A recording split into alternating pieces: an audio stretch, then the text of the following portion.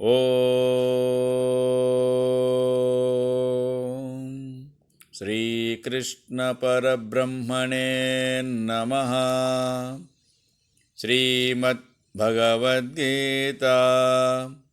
అతః సప్తదశోऽధ్యాయః. శ్రద్ధాత్రయ విభాగయోగః. శ్రీమద్ భగవద్గీత 17వ అధ్యాయము 1, 2, 3, 4 శ్లోకములు. అర్జున ఉవాచ ఏ శాస్త్రవిధిముత్సృజ్య యజంతే శ్రద్ధయాన్వితాః తేషాం నిష్ఠాతు కా కృష్ణ సత్వమాహో రజస్తమః.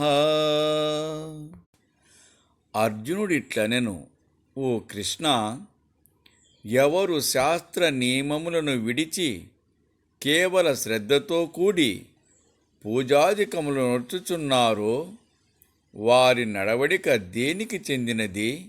సాత్వికమా, రాజసమా, తామసమా? శ్రీభగవానువాచ త్రివిధా భవతి శ్రద్ధా దేహినాం సా స్వభావజా సాత్వికీ రాజసీ చైవ తామసీ చేతి తాం శృణు.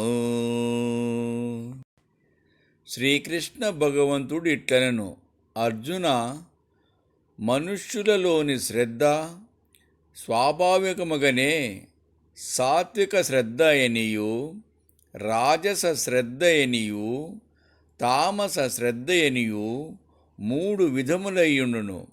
దానిని చెప్పెదా వినుము. సత్వానురూపా సర్వస్య శ్రద్ధా భవతి భారత శ్రద్ధామయోయం పురుషో యో యశ్రద్ధః స ఏవ సః. భారత, వాని వాని ప్రకృతికి తగినట్టు ప్రతివానికి నీ శ్రద్ధ ఉన్నది.